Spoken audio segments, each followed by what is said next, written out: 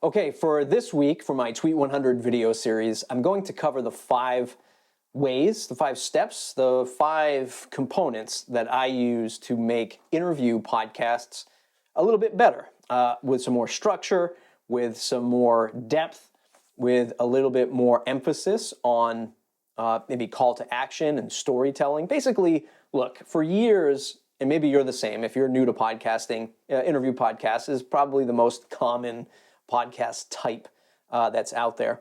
You phone somebody up, you record an episode, and then you ship that off to your podcast host, hopefully here at Castos.com where I work.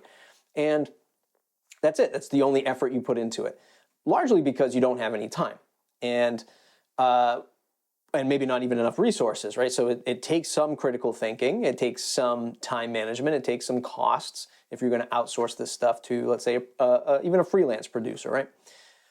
But there are 5 ways that I've sort of leveraged over time to make interview shows a little bit better. Here is tip number 1, and stay tuned to this channel for the rest of them this week.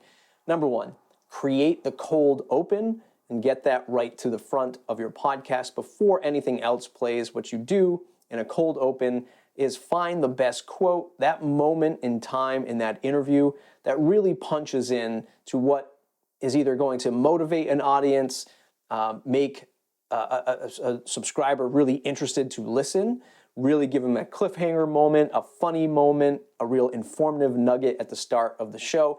That way you grab their attention and they're there hopefully through the rest of the episode. So tip number 1 for this week, get the cold open at the start of your podcast.